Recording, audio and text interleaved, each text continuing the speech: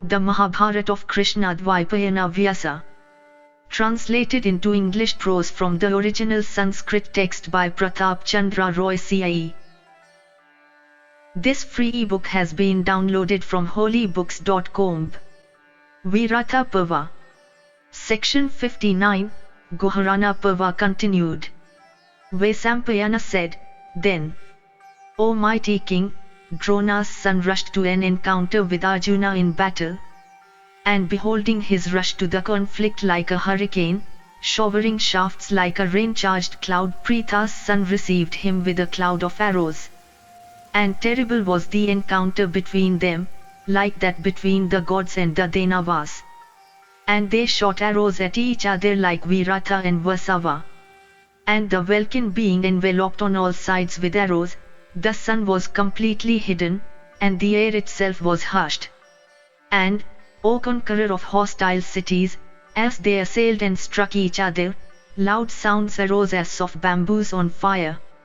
And O king, Aswathaman's horses being sorely afflicted by Arjuna, they became bewildered and could not ascertain which way to go. And as Pritha's son ranged on the field, the powerful son of Drona, finding an opportunity, cut off the string of the Gandiva with an arrow furnished with a horseshoe head. And beholding that extraordinary feat of his, the celestials applauded him highly. And exclaiming, Well done, Drona and Bhishma and Karna, and the mighty warrior Kripa, all applauded that feat of his greatly.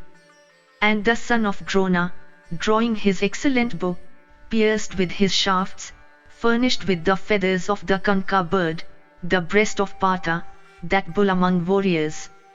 Thereupon, with a loud laughter, the mighty armed son of Pritha attached a strong and fresh string to Gandiva. And moistening his bowstring with the sweat that stood on his forehead resembling the crescent moon, Pritha's son advanced towards his adversary, even as an infuriated leader of a herd of elephants rusheth at another elephant. And the encounter that took place between those two matchless heroes on the field of battle was exceedingly fierce and made the bristles of the spectators stand on their ends. And as those heroes endued with mighty energy fought on, the two mighty elephants, the Kurus, beheld them with wonder. And those brave bulls among men assailed each other with arrows of snaky forms and resembling blazing fires. And as the couple of quivers belonging to the Pandava was inexhaustible, that hero was able to remain on the field immovable as a mountain. And as Aswathaman's arrows, in consequence of his ceaseless discharge in that conflict, were quickly exhausted, it was for this that Arjuna prevailed over his adversary. Then Karna, drawing his large bow with great force, twanged the bowstring. And thereupon arose loud exclamation of, Oh and alas! And Pritha's son, casting his eyes towards the spot where that bow was twanged, beheld before him the son of Radha. And at that sight his wrath was greatly excited. And inflamed with ire and desirous of slaying Karna, that bull of the Kuru race stared at him with rolling eyes. And O king, beholding Partha turn away from Aswathaman's side, the Kuru warriors discharged thousands of arrows on Arjuna. And the mighty armed Dhananjaya, that conqueror of foes, leaving Drona's son, all on a sudden rushed towards Karna. And rushing towards Karna, with eyes reddened in anger, the son of Kunti, desirous of a single combat with him, said these words. Thus ends the 59th section in the Virata Parva of the Virata Parva. Section 60, Virata Parva continued. Arjuna said, The time, O Karna, hath now come for making good thy loquacious boast in the midst of the assembly, viz., that there is none equal to thee in fight. Today, O Karna, contending with me in terrible conflict, thou shalt know thy own strength, and shalt no longer disregard others. Abandoning good breeding, thou hadst uttered many harsh words, but this that thou endeavourest to do is, I think, exceedingly difficult. Do thou now, O Radha's son, contending with me in the sight of the Kurus, make good what thou hadst said before in disregard of myself. Thou who hadst witnessed Panchala's princess outraged by villains in the midst of the court, do thou now reap the fruit of that act of thine. Fettered by the bonds of morality before, I desisted from vengeance then. Behold now, O son of Radha, the fruit of that rotting conflict at hand. O wicked wight, we have suffered much misery in that forest for full 12 years.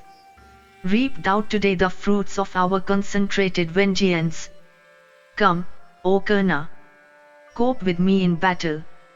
Let these thy Kaurava warriors witness the conflict.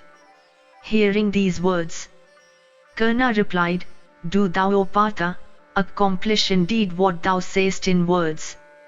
The world knows that thy words verily exceed thy deed.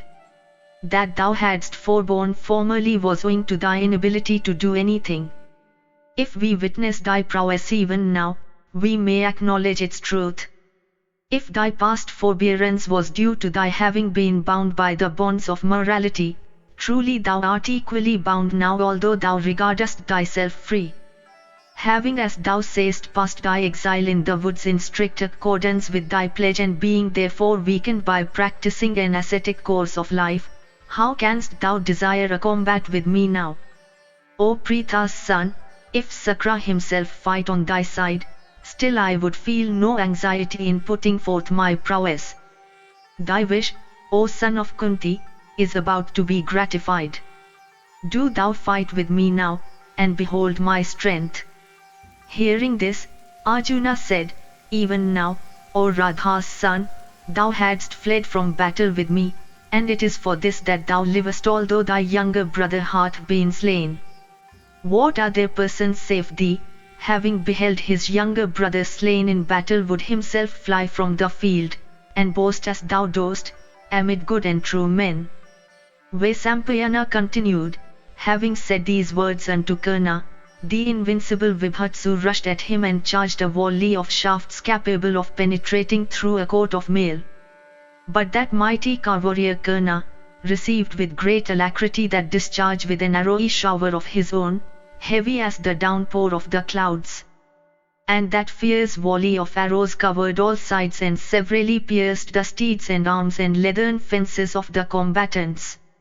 And incapable of putting up with that assault, Arjuna cut off the strings of Karna's quiver by means of a straight and sharp arrow. Thereupon, taking out from his quiver another arrow, Karna pierced the Pandava in the hand at which the latter's hold of the bow was loosened. And then the mighty armed Partha cut off Karna's bow into fragments. And Karna replied by hurling a dart at his adversary, but Arjuna cut it off by means of his arrows. And then the warriors that followed the son of Radha rushed in crowds at Arjuna, but Partha sent them all to the abode of Yama by means of arrows shot from the Gandiva. And Vibhatsu slew the steeds of Karna by means of sharp and tough arrows shot from the bowstring drawn to the ear, and deprived of life they dropped down on the ground. And taking another sharp and blazing arrow endued with great energy, the mighty son of Kunti pierced the breast of Karna. And that arrow, cleaving through his mail, penetrated into his body. And at this Karna's vision was obscured and his senses left him. And regaining consciousness, he felt a great pain, and leaving the combat fled in a northerly direction. And at this the mighty warrior Arjuna and Uta, both began to address him contumely. Thus ends the 68th section in the Guharana Parva of the Virata Parva. Section 61, Guharana Parva continued. Vaisampayana said, having defeated Vikatna's son, Arjuna said unto the son of Virata, Take me towards that division where yonder device of a golden palmyra is seen. There our grandfather, Santanu's son, like unto a celestial waiteth desirous of an encounter with me. Thereupon, beholding that mighty host thronged with cars and horses and elephants, Uta, sorely pierced with arrows, said, O hero, I am no longer able to guide thy excellent steeds. My spirits droop and my mind is exceedingly bewildered. All the directions seem to be whirling before my eyes in consequence of the energy of the celestial weapons used by thee and the Kurus. I have been deprived of my senses by the stench of fat and blood and flesh. Beholding all this, from terror my mind is, as it were, cleft in twain. Never before had I beheld such a muster of heroes in battle.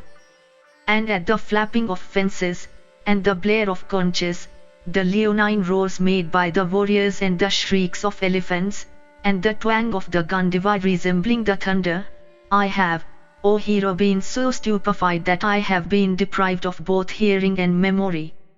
And O hero, beholding thee incessantly drawing to a circle, in course of the conflict, the gandiva which resembleth the circle of fire, my sight faileth me and my heart is rent asunder.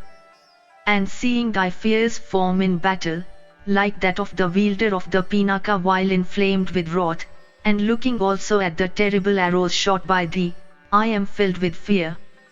I fail to see when thou takest up thy excellent arrows, when thou fixest them on the bowstring, and when thou lettest them off. And though all this is done before my eyes, yet deprived of my senses, I do not see it. My spirits are drooping and earth itself seems to be swimming before me. I have no strength to hold the whip and the reins. Hearing these words, Arjuna said, Do thou not fear. Assure thyself. Thou also hast on the field of battle performed, O bull among men, wonderful feats. Blessed be thou, thou art a prince and born in the illustrious line of Matsyas. It behoveth thee not to feel dispirited in chastising thy foes. Therefore, O prince, stationed on my car, muster all thy fortitude and hold the reins of my steeds, O slayer of foes, when I once more become engaged in battle. Vaisampayana continued, having said this unto Virata's son, that best of men and foremost of warriors, the mighty armed Arjuna again addressed the son of Virata, saying, Take me without delay to the van of Bhishma's division. I will cut off his very bowstring in the battle. Thou shalt behold today the celestial weapons of blazing beauty, shot by me, looking like flashes of lightning disporting amid the clouds in the sky. The Kauravas shall behold the gold-decked back of my Gandiva today, and assembled together the four shall dispute, saying, By which hand of his, the right or the left, doth he shoot? And I shall cause a dreadful river of death to flow today towards the other world, with blood for its waters and cars for its eddies, and elephants for its crocodiles. I shall today, with my straight arrows, extirpate the Kuru forest, having hands and feet and heads and backs and arms for the branches of its trees. Alone, bow in hand, vanquishing the Kuru host, 100 paths shall open before me like those of a forest in conflagration. Struck by me thou shalt today behold the Kuru army moving round and round like a wheel, unable to fly off the field.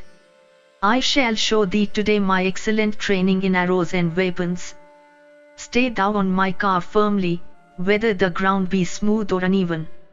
I can pierce with raving arrows even the mountain of Sumeru that stands touching the very heavens. I slew of old, at Indra's command, hundreds and thousands of Polomas and Kalakanjas in battle.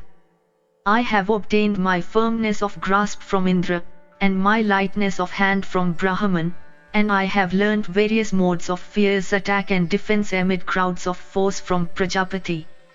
I vanquished on the other side of the great ocean 60,000 of warriors, all fierce archers residing in Hiranyapura.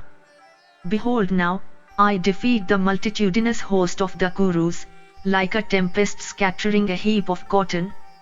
With my fiery arrows I shall today set the Kuru forest to fire, having banners for its trees, the foot soldiers for its shrubs and the warriors for its beasts of prey. Like unto the wielder of the thunderbolt overthrowing the Danavas, alone I shall with my straight arrows, bring down from the chambers of their cars the mighty warrior of the Kuru army stationed therein and struggling in the conflict to the best of their power. I have obtained from Rudra the Rudra, from Varuna the Varuna, from Agni the Agneya, from the god of wind the Vayava, and from Sakra the thunderbolt and other weapons. I shall certainly exterminate the fierce Dhritarashtra forest, though protected by many leonine warriors. Therefore, O Virata's son, let thy fears be dispelled.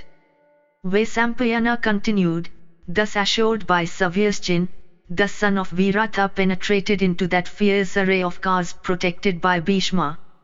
The son of Ganga, however, of fierce deeds, cheerfully withstood the mighty armed hero advancing from desire of vanquishing the heroes in battle. Jishnu then, confronting Bhishma, cut off his standard clean off at the roots by shooting a gold-decked arrow pierced by which it fell to the ground. And at this, 4 mighty warriors, Dusasana and Vikarna and Dusaha and Vivingseti, skilled in weapons and endued with great energy, and all decked with handsome garlands and ornaments, rushed towards that terrible bowman. And advancing towards Vibhatsu, that fierce archer, these all encompassed him around. Then the heroic Dusasana pierced the son of Virata with a crescent-shaped arrow, and he pierced Arjuna with another arrow in the breast. And Jisunu, confronting Dusasana, cut off by means of a sharp-edged arrow furnished with vulturine wings his adversary's bow plated with gold, and then pierced his person in the breast by means of 5 arrows. And afflicted by the arrows of Partha, Dusasana fled, leaving the combat. Then Vikarna, the son of Dhritarashtra, pierced Arjuna, that slayer of hostile heroes, by means of sharp and straight arrows furnished with vulturine wings. But the son of Kunti within a moment hit him also in the forehead with straight shafts. And pierced by Arjuna, he fell down from his car. And at this, Dusaha, supported by Vivingseti, covered Arjuna with a cloud of sharp arrows, impelled by the desire of rescuing his brother. Dhananjaya, however, without the least anxiety, pierced both of them almost at the same instant by means of couple of keen-edged arrows, and then slew the steeds of both. And thereupon both those sons of Dhritarashtra, deprived of their steeds and their bodies mangled, were taken away by the warrior behind them who had rushed forward with other cars. Then the unvanquished Vibhatsu, the mighty son of Kunti, decked with diadem and sure of aim, simultaneously attacked all sides with his arrows.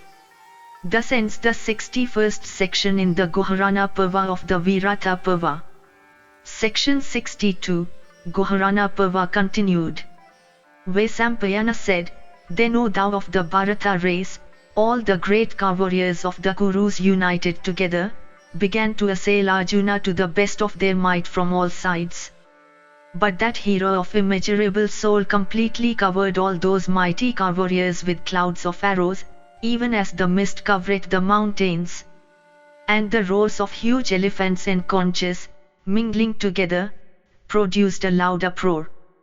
And penetrating through the bodies of elephants and horses, as also through steel coats of mail, the arrows shot by Partha fell by thousands. And shooting shafts with the utmost celerity, the son of Pandu seemed in that contest to resemble the blazing sun of an autumnal midday. And afflicted with fear, the warriors began to leap down from their cars and the horse soldiers from horseback, while the foot soldiers began to fly in all directions. And loud was the clatter made by Arjuna's shafts as they cleft the coats of mail belonging to mighty warriors, made of steel, silver, and copper. And the field was soon covered with the corpses of warriors mounted on elephants and horses, all mangled by the shafts of Partha of great impetuosity like unto sighing snakes. And then it seemed as if Dhananjaya, bow in hand, was dancing on the field of battle. And sorely affrighted at the twang of the Gandiva resembling the noise of the thunder, many were the combatants that fled from that terrible conflict. And the field of battle was bestrewn with severed heads decked with turbans, earrings and necklaces of gold, and the earth looked beautiful by being scattered all over with human trunks mangled by shafts, and arms having bows in their grasp and hands decked with ornaments. And O bull of the Bharata race, in consequence of heads cut off by whetted shafts ceaselessly falling on the ground, it seemed as if a shower of stones fell from the sky. And that Partha of formidable prowess, displaying his fierceness, now ranged the field of battle, pouring the terrible fire of his wrath upon the sons of Dhritarashtra. And beholding the fierce prowess of Arjuna, who thus scourged the hostile host, the Kuru warriors, in the very presence of Duryodhana, became dispirited and ceased to fight. And O Bharata, having struck terror into that host and routed those mighty warriors, that foremost of victors, ranged on the field. And the son of Pandu then created on the field of battle a dreadful river of blood, with waving billows, like unto the river of death that is created by time at the end of the Yuga, having the dishevelled hair of the dead and the dying for its floating moss and straw, with bows and arrows for its boats, fierce in the extreme and having flesh and animal juices for its mire. And coats of mail and turbans floated thick on its surface. And elephants constituted its alligators and the cars its rafts. And marrow and fat and blood constituted its currents. And it was calculated to strike terror into the hearts of the spectators. And dreadful to behold and fearful in the extreme and resounding with the yells of ferocious beasts, keen-edged weapons constituted its crocodiles. And Rakshasas and other cannibals haunted it from one end to the other. And strings of pearls constituted its ripples, and various excellent ornaments, its bubbles. And having swarms of arrows for its fierce eddies and steeds for its tortoises, it was incapable of being crossed. And the mighty warriors constituted its large islands, and it resounded with the blare of conches and the sound of drums. And the river of blood that Partha created was incapable of being crossed. Indeed, so swift-handed was Arjuna that the spectators could not perceive any interval between his taking up an arrow, and fixing it on the bowstring, and letting it off by a stretch of the Gandiva. Thus ends the 62nd section in the Guharana Parva of the Virata Parva. Section 63, Guharana Parva continued. Vaisampayana said, Then while a great havoc was being made among the Kurus, Santanu's son, Bhishma, and grandsire of the Bharatas rushed at Arjuna, taking up an excellent bow adorned with gold, and many arrows also of keen points and capable of piercing into the very vitals of the foe and afflicting him sorely. And in consequence of a white umbrella being held over his head, that tiger among men looked beautiful like unto a hill at sunrise. And the son of Ganga, blowing his conch, cheered the sons of Dhritarashtra, and wheeling along his right came upon Vibhatsu and impeded his course. And that slayer of hostile heroes, the son of Kunti, beholding him approach, received him with a glad heart, like a hill receiving a rain-charged cloud. And Bhishma, endued with great energy, pierced Partha's flagstaff with 8 arrows. The arrows reaching the flagstaff of Pandu's son, struck the blazing ape and those creatures also stationed in the banner top. And then the son of Pandu, with a mighty javelin of sharp edge cut off Bhishma's umbrella, which instantly fell on the ground. And then the light-handed son of Kunti struck his adversary's flagstaff also with many shafts, and then his steeds, and then the couple of drivers that protected Bhishma's flanks. And unable to bear this, Bhishma, though cognizant of the Pandavas' might, covered Dhananjaya with a powerful celestial weapon.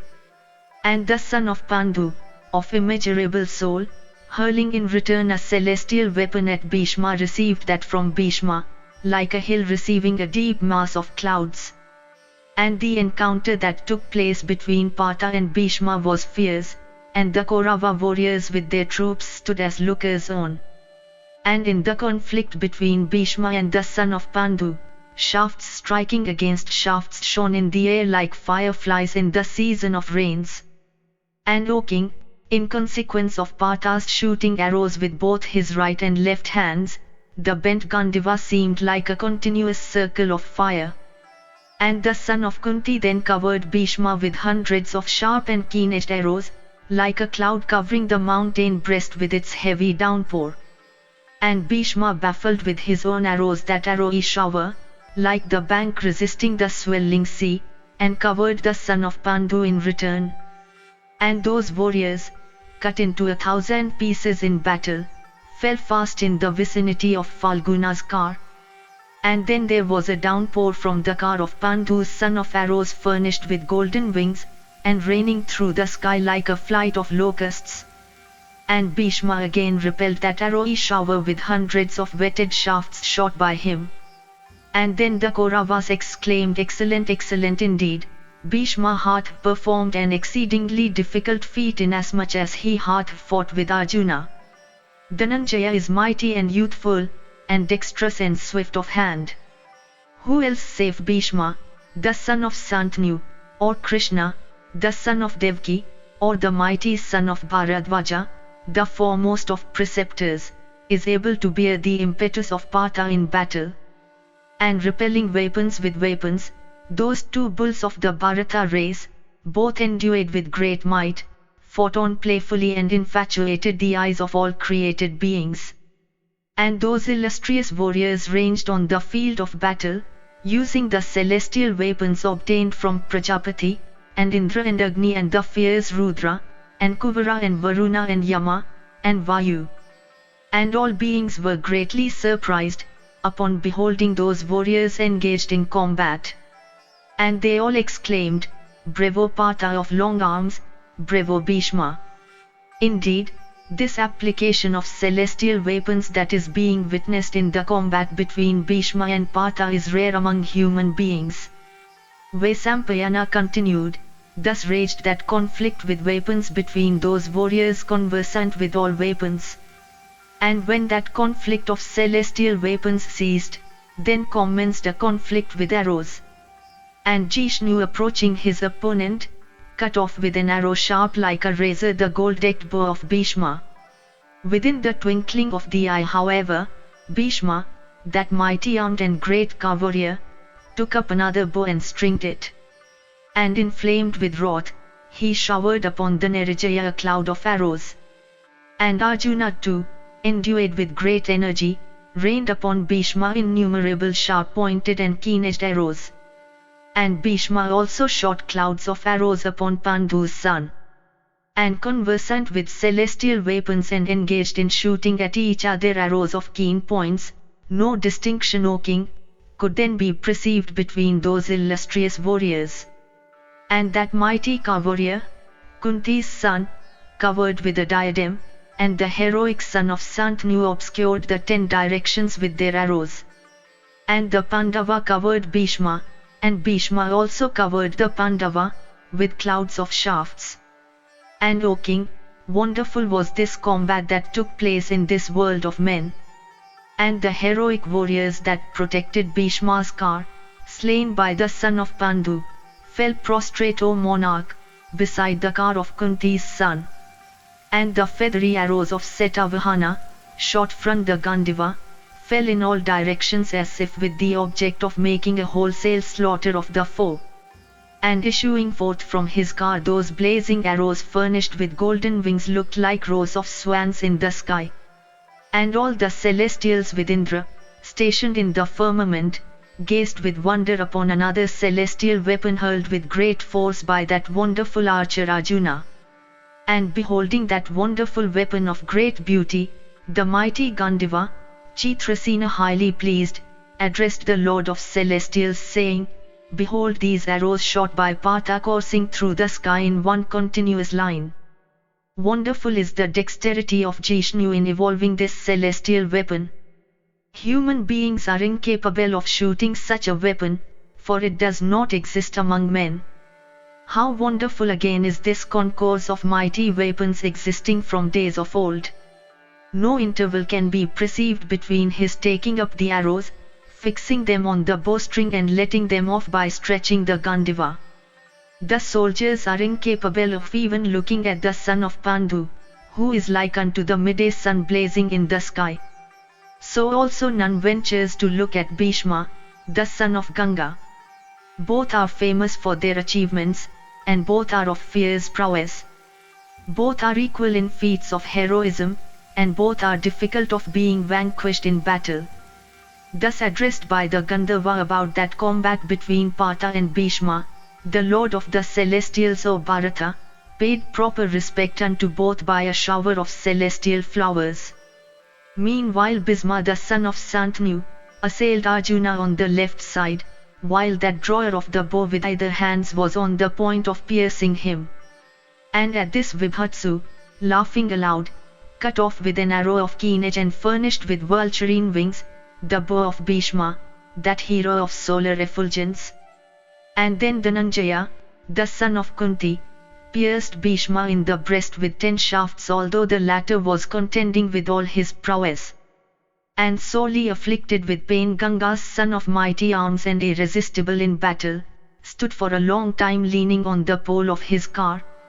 And beholding him deprived of consciousness, the driver of his car steeds, calling to mind the instructions about protecting the warriors when in a swoon, led him away for safety. Thus ends the 63rd section in the Guharana Parva of the Virata Parva. Section 64, Guharana Parva continued.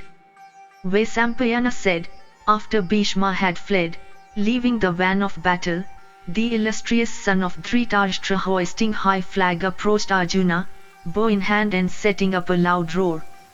And with a spear-headed shaft shot from his bow stretched to the ear, he pierced on the forehead of that terrible bowman of fierce prowess, Dhananjaya, ranging amidst the force. And pierced with that keen shaft of golden point on the forehead, that hero of famous deeds looked resplendent, O king, like unto a beautiful hill with a single peak. And cut by that arrow, the warm lifeblood gushed out profusely from the wound. And the blood trickling down his body shone beautifully like a wreath of golden flowers. And struck by Duryodhana with the shaft, the swift-handed Arjuna of unfailing strength swelling with rage, pierced the king in return, taking up arrows that were endued with the energy of snakes of virulent poison. And Duryodhana of formidable energy attacked Partha, and Partha also, that foremost of heroes, attacked Duryodhana. And it was that those foremost of men, both born in the race of Ajamida, struck each other alike in the combat. And then seated on an infuriate elephant huge as a mountain and supported by 4 cars, Vikarna rushed against Jishnu, the son of Kunti. And beholding that huge elephant advancing with speed, Dhananjaya struck him on the head between the temples with an iron arrow of great impetus shot from the bowstring stretched to the ear.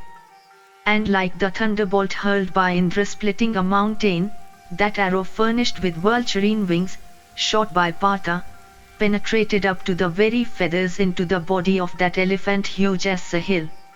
And sorely afflicted by the shaft, that lord of the elephant species began to tremble, and deprived of strength fell down on the ground in intense anguish, like the peak of mountain riven by thunder. And that best of elephants falling down on the earth, Vikarna suddenly alighting in great terror ran back full 800 paces and ascended on the car of Vivinseti. And having slain with that thunder-like arrow that elephant huge as a mighty hill and looking like a mass of clouds, the son of Pritha smote Duryodhana in the breast with another arrow of the same kind. And both the elephant and the king having thus been wounded, and Vikarna having broken and fled along with the supporters of the king's car, the other warriors smitten with the arrows shot from the Gandiva, fled from the field in panic. And beholding the elephant slain by Partha and all the other warriors running away, Duryodhana, the foremost of the Kurus, turning away his car precipitately fled in that direction where Partha was not. And when Duryodhana was fast running away in alarm, pierced by that arrow and vomiting forth blood, Kiritin, still eager for battle and capable of enduring every enemy, thus censured him from wrath, sacrificing thy great fame and glory, why dost thou fly away, turning thy back? Why are not those trumpets sounded now as they were when thou didst set out from thy kingdom?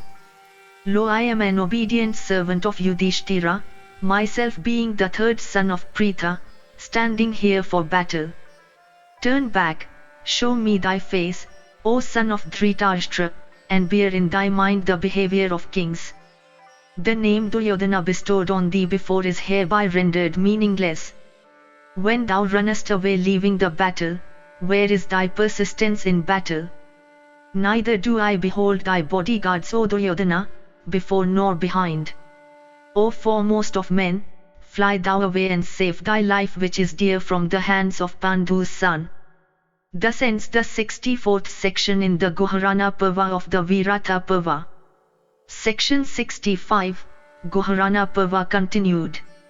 Vaisampayana said, thus summoned to battle by the illustrious hero, Dhritarashtra's son turned back stung by those censures, like an infuriate and mighty elephant pricked by a hook. And stung by those reproaches and unable to bear them, that mighty and brave warrior endued with great swiftness, turned back on his car, like a snake that is trampled underfoot. And beholding Duryodhana turn back with his wounds, Karna, that hero among men, decked with a golden necklace, stopped the king on the way and soothing him, himself proceeded along the north of Duryodhana's car to meet Partha in battle. And the mighty armed Bhishma also, the son of Santanu, turning back his steeds decked with gold, enormous in size and of tawny hue, rushed bow in hand, for protecting Duryodhana from Partha's hand. And Drona and Kripa and Vivinsati and Dusasana and others also quickly turning back, rushed forward with speed with drawn bows and arrows fixed on the bowstrings, for protecting Duryodhana. And beholding those divisions advance towards him like the swelling surges of the ocean, Dhananjaya, the son of Pritha, quickly rushed at them like a crane rushing at a descending cloud. And with celestial weapons in their hands, they completely surrounded the son of Pritha and rained on him from all sides a perfect shower of shafts, like clouds showering on the mountain breast a heavy downpour of rain. And warding off with weapons all the weapons of those bulls among the Kurus, the wielder of the Gandiva, who was capable of enduring all foes, evolved another irresistible weapon obtained from Indra, called Sanmohana. And entirely covering the cardinal and other directions with sharp and keen-edged arrows furnished with beautiful feathers, that mighty hero stupefied their senses with the twang of the Gandiva, and once more taking up with both his hands that large conch of loud blare, Partha that slayer of foes blew it with force and filled the cardinal and other points, the whole earth and sky, with that noise. And those foremost of the Kuru heroes were all deprived of their senses by the sound of that conch blown by Partha. And all of them stood still, their bows from which they were never separated, dropping down from their hands.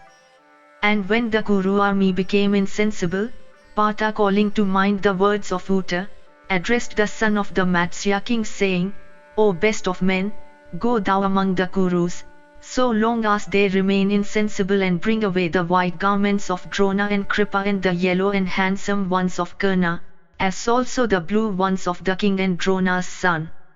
Methinks Bhishma is not stupefied, for he knoweth how to counteract this weapon of mine. So pass thou on, keeping his steeds to thy left, for those that are sensible should thus be avoided. Hearing these words, the illustrious son of Matsya, giving up the reins of the steeds, jumped down from the car and taking off the garments of the warriors, came back to his place. And the son of Virata then urged the 4 handsome steeds with flanks adorned with golden armors. And those white steeds urged on, took Arjuna away from the midst of battlefield and beyond the array of the infantry bearing standards in their hands. And Bhishma, beholding that best of men thus going away, struck him with arrows. And Partha too, having slain Bhishma's steeds, pierced him with 10 shafts. And abandoning Bhishma on the field of battle, having first slain his car driver, Arjuna with a good-looking bow in hand came out of that multitude of cars, like the sun emerging from the clouds. And Dhritarashtra's son, that foremost of heroes among the Kurus, recovering his senses, saw the son of Pritha standing like the lord of the celestials alone on the battlefield. And he said in a hurry unto Bhishma, How hath this one escaped from thee? Do thou afflict him in such a way that he may not escape. And at this Santanu's son, smiling, said unto him, Where had been this sense of thine, and where had been thy prowess too, when thou hadst been in a state of unconsciousness renouncing thy arrows and handsome bow. Vibhatsu is not addicted to the commission of atrocious deeds, nor is his soul inclined to sin. He renounceth not his principles even for the sake of the three worlds. It is for this only that all of us have not been slain in this battle. O thou foremost of Kuru heroes, go back to the city of the Kurus and let Partha also go away, having conquered the kin. Do thou never foolishly throw away thy own good. Indeed that which leadeth to one's welfare ought to be accomplished. Vaisampayana continued. Having listened to the words of the grandsire that tended to his own welfare, the wrathful King Duryodhana, no longer eager for battle, drew a deep sigh and became silent. And reflecting that the advice of Bhishma was beneficial, and seeing that the Pandavas gaining in strength, the other warriors also, desirous of protecting Duryodhana, resolved to return. And beholding those foremost of Kuru heroes departing for their city, Dhananjaya, the son of Pritha, with a cheerful heart followed them for a while, desirous of addressing and worshipping them. And having worshipped the aged grandsire the son of Santanu, as also the preceptor Drona, and having saluted with beautiful arrows Drona's son and Kripa and other venerable ones among the Kurus, the son of Pritha broke into fragments Duryodhana's crown decked with precious gems, with another arrow. And having saluted all the venerable and brave warriors thus, he filled the three worlds with the twang of the Gandiva. And suddenly blowing his conch called Devadatta, the hero pierced the hearts of all his foes. And having humbled the hostile host, he looked resplendent on his car decked with a handsome flag. And beholding the Kurus depart, Kiritin cheerfully said unto Matsya's son, Turn back thy steeds, thy kin have been recovered, the foe is going away, and do thou also return to thy city with a cheerful heart. And the Celestials also, having witnessed that most wonderful encounter between Falguna and the Kurus, were highly delighted, and went to their respective abodes, reflecting upon Partha's feats. Thus ends the 65th section in the Guharana Parva of the Virata Parva. Section 66, Guharana Parva continued. Vaisampayana said, having vanquished the Kurus in battle, that one with eyes like those of a bull brought back that profuse cattle wealth of Virata. And while the Dhartashtra's, after their rout were going away, a large number of Kuru soldiers issuing out of the deep forest appeared with slow steps before Partha, their hearts afflicted with fear. And they stood before him with joined palms and with hair dishevelled. And fatigued with hunger and thirst, arrived in a foreign land, insensible with terror and confused in mind, they all bowed down unto the son of Pritha and said, We are thy slaves. Arjuna said, Welcome, blessed be ye. Go ye away. Ye have no cause of fear. I will not take the lives of them that are afflicted. Ye have my assurance of protection. Vaisampayana continued, hearing these words of assurance, the assembled warriors greeted him with benedictions in praise of his achievements and fame and wishing him long life. And the Kauravas were unable to confront Arjuna, while after routing the foe he proceeded towards the city of Virata, like an elephant with rent temples. And having routed the whole army of the Kuru like a violent wind scattering the clouds, that slayer of foes, Partha, regardfully addressing the prince of Matsya, said, It is known to thee alone, O child, that the sons of Pritha are all living with thy father.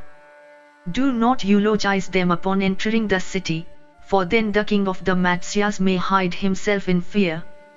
On the other hand, entering the city, do thou proclaim in the presence of thy father that the deed is thy own, saying, By me hath the army of the Kurus been vanquished, and by me have the kin been recovered from the foe.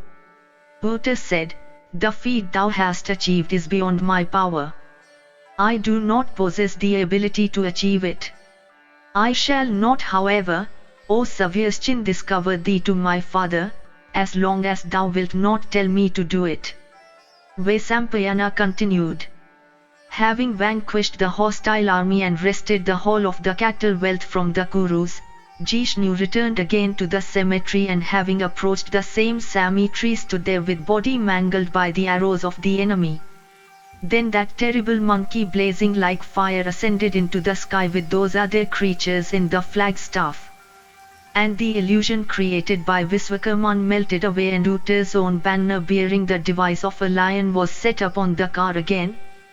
And having replaced the arrows and quivers of those foremost of the Kuru princes, and also that other weapon the Gandiva, which enhances the fierceness of a battle, the illustrious prince of Matsya set out for the city with a glad heart, having Kiritin as his charioteer. And having achieved an exceedingly mighty feat and slain the foe, Partha also, that slayer of foes, binding his hair into a braid as before, took the reins from Uttar's hands. And that illustrious hero entered the city of Virata with a cheerful heart, rehabilitating himself as Vrihanala, the car driver of Uttar. Vaisampayana continued, when all the Kauravas utterly routed and vanquished, set out in a dejected mood for Hastinapura, Falguna on his way back, addressed Uttar saying, O Prince, O hero of mighty arms, seeing the kin escorted in advance of us by the cowherds, we shall enter Virata's metropolis in the afternoon, having tended the steeds with drink and a bath. Let the cowherds dispatched by thee speedily repair to the city with the good news and proclaim thy victory. Vaisampayana continued, agreeable to Arjuna's words, Uttar speedily ordered the messengers saying, Go ye and proclaim the king's victory. The foe hath been routed, and the kin have been recovered. And the Matsya and the Bharata princes having thus consulted together reapproached the same cemetery. And gratified with the victory they had won, and arrived at the foot of the cemetery, they wore on their persons and took up on their car the ornaments and robes they had left there. And having vanquished the whole hostile army and recovered the whole of the wealth from the Kurus, the heroic son of Virata returned to the city with Vrihanala as his car driver. Thus ends the 66th section in the Guharana Parva of the Virata Parva. Section 67, Guharana Parva continued. Vaisampayana said, having speedily recovered his wealth, Virata owning a large army entered his city with a cheerful heart, accompanied by the 4 Pandavas. And having vanquished the Trigatas in battle and recovered all the kin, that mighty monarch along with the sons of Pritha, looked resplendent and blazed forth in beauty. And as the brave king, that enhancer of the joys of friends, was seated on his throne, all his subjects headed by the Brahmanas stood before him. And worshipped by them, the king of the Matsyas, at the head of his army, saluted the Brahmanas and his subjects in return and dismissed them cheerfully. And Virata, the king of Matsyas owning a large army, inquired after Uttar saying, Where hath Uttar gone? And the women and the maidens of the palace and the other females living in the inner apartments joyfully said unto him, Our kin having been seized by the Kurus. Bhuminjaya incensed at this and from excess of bravery hath issued forth alone with only Vrihanala as his second, for vanquishing the 6 mighty warriors, Bhishma the son of Santanu, and Kripa, and Karna, and Duryodhana, and Drona's son who have all come with the Kuru army. Vaisampayana continued. Then King Virata, hearing that his brave son had gone forth with only 1 car and with Vrihanala as his car driver, became filled with grief and addressing his chief counsellors said, Without doubt the Kauravas and other lords of earth, learning the defeat of the Trigatas, will never keep their ground. Therefore let those of my warriors that have not been wounded by the Trigatas go out, accompanied by a mighty force, for the protection of Uttar. And saying this, the king speedily dispatched for the sake of his son, horses and elephants and cars and a large number of foot soldiers, equipped and decked with various kinds of weapons and ornaments. And it was thus that Virata, the king of the Matsyas, owning a large army, quickly ordered out a large division consisting of 4 kinds of troops. And having done this he said, learn ye without loss of time whether the prince liveth still or not. I myself think that he who hath got a person of the neuter sex for his car driver is not alive. Vaisampayana continued. Then King Yudhishthira the just, smilingly said unto the afflicted King Virata, if O monarch Vrihanala hath been his charioteer, the foe will never be able to take away thy kin today. Protected by that charioteer, thy son will be able to vanquish in battle all the lords of earth allied with the Kurus. Indeed, even the gods and the Asuras and the Siddhas and the Yaksha together. Vaisampayana continued, meanwhile, the swift-footed messengers dispatched by Uta, having reached Virata's city gave tidings of the victory. And the minister-in-chief then informed the king of everything viz, the great victory that had been won, the defeat of the Kurus, and the expected arrival of Uta.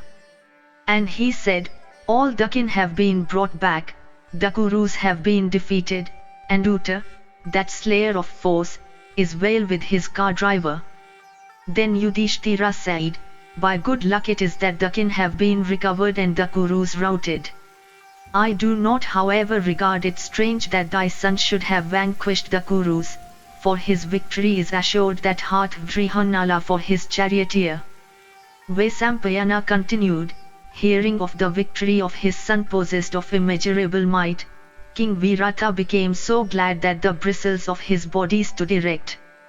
And having made presents of raiments unto the messengers, he ordered his ministers saying, let the highways be decorated with flags, and let all the gods and goddesses be worshipped with flowery offerings. And let princes and brave warriors, and musicians and harlots decked in ornaments, march out to receive my son. And let the bellman speedily riding an intoxicated elephant, proclaim my victory at places where four roads meet. And let Uta too, in gorgeous attire and surrounded by virgins and chanters of eulogies, go forth to receive my son.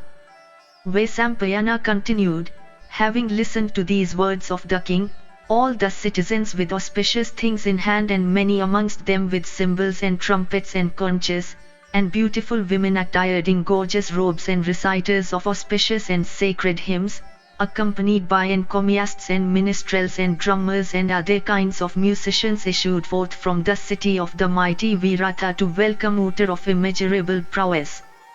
And having dispatched troops and maidens and courtesans decked in ornaments, the wise king of the Matsyas cheerfully said these words, O Sirindri, fetch the dice. And O Kanka, let the play commence. The son of Pandu replied saying, we have heard it said that one whose heart is filled with joy should not play with a cunning gambler. I do not therefore dare gamble with thee that are so transported with joy. I am ever desirous of doing what is for thy good.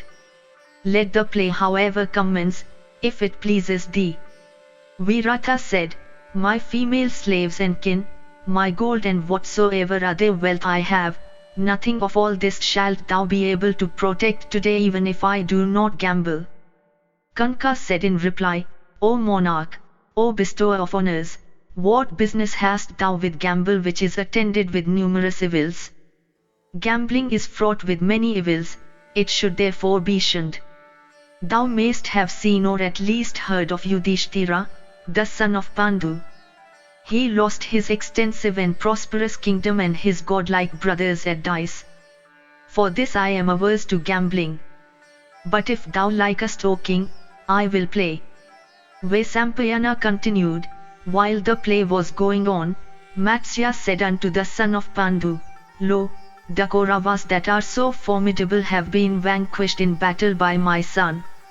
Upon this, the illustrious King Yudhishthira said, why should not he conquer that hath Vrihanala for his charioteer? Thus addressed, King Matsya became angry and said unto Pandu's son, Thou wretch of a Brahmana, dost thou compare one of the neuter sex with my son? Hast thou no knowledge of what is proper and what improper for one to say? Without doubt, thou disregardest me. Why should not my son vanquish all those with Bhishma and Drona as their leaders? O Brahmana, for friendship only I pardon thee this thy offence. Thou must not however say so again if thou wishest to live. Yudhishthira said, There, where Bhishma and Drona's son and the son of Vikatna and Kripa and King Duryodhana and other royal and mighty warriors are assembled, or there where Indra himself is surrounded by the Maruths, what other person than Vrihanala can fight encountering them all? None hath been, and none will be his equal in strength of arms. Indeed it is Vrihanala only, whose heart is filled with joy at sight of a terrible conflict. It is he who had vanquished the celestials and the asuras and human beings fighting together. With such a one for his ally, why should not thy son conquer the foe? Virata said, Repeatedly forbidden by me, thou dost not yet restrain thy tongue. If there is none to punish, no one would practice virtue. Vaisampayana continued, saying this, the king inflamed with anger forcibly struck Yudhishthira in the face with a dice, and reproached him angrily saying, Let it not occur again. And having been violently struck, blood began to flow from his nose. But the son of Pritha held it in his hands before it fell on the ground. And the virtuous Yudhishthira then glanced at Draupadi who was standing by his side. Ever obedient to the wishes of her lord, the faultless Draupadi, understanding his meaning, and bringing a golden vessel filled with water, received the blood that flowed from his nose. Meanwhile Uta, entertained with sweet perfumes of divers kinds and decked with floral chaplets, slowly entered the city, received with respect by the citizens, the women, and the people of the provinces. And approaching the gate of the palace he sent the news of his arrival to his father. And the porter, then approaching the king said, Thy son Uta waited at the gate with Vrihanala as his companion. And the Matsya king, with a cheerful heart, said unto him, Do thou usher both, as I am very anxious to see them. Then Yudhishthira, the king of the Kurus gently whispered unto the ears of the warder, Let Uta enter alone, Vrihanala must not come in. Such is the vow of that hero of mighty arms that whoever causeth a wound on my person or sheddeth my blood except in battle, shall not live. Inflamed with rage he will never bear patiently to see me bleeding, but will slay Virata even now with his counsellors and troops and steeds. Thus ends the 67th section in the Guharana Parva of the Virata Parva. Section 68, Guharana Parva continued. Vaisampayana said, Then Bhuminjaya, the eldest son of the king, entered and having worshipped the feet of his father, approached Kanka. And he beheld Kanka covered with blood and seated on the ground at one end of the court, and waited upon by the Sirindri. And seeing this Uta asked his father in a hurry, saying, By whom, O king, hath this one been struck? By whom hath this sinful act been perpetrated? Virata said, This crooked Brahmana hath been struck by me. He deserveth even more than this. When I was praising thee, he praised that person of the third sex. Uta said, Thou hast, O king, committed an improper act. Do thou speedily propitiate him so that the virulent poison of a Brahmana's curse may not consume thee to thy roots.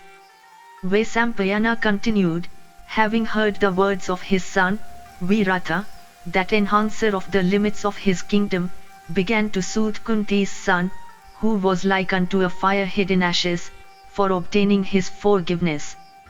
And unto the king desirous of obtaining his pardon the Pandava replied, O king, I have long ago forgiven it.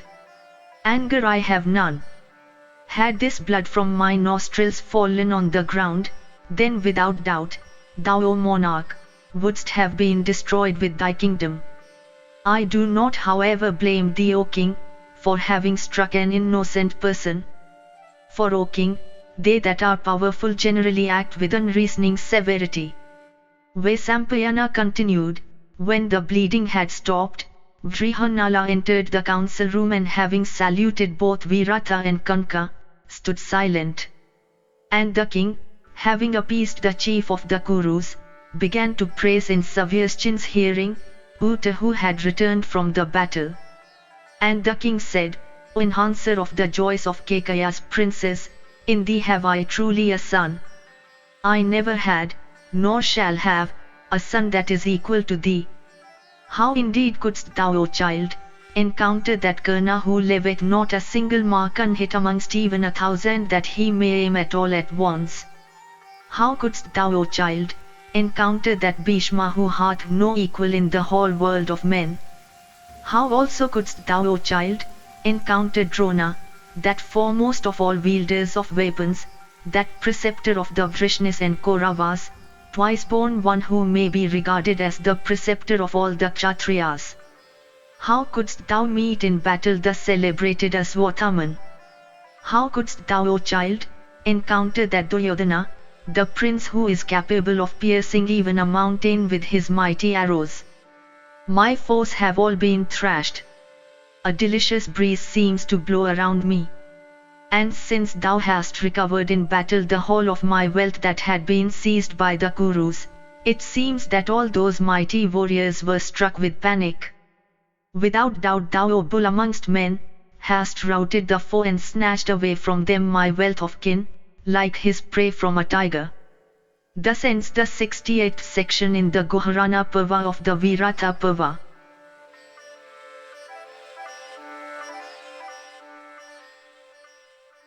If you enjoyed this audiobook, please like and subscribe to be notified of when new audiobooks are uploaded.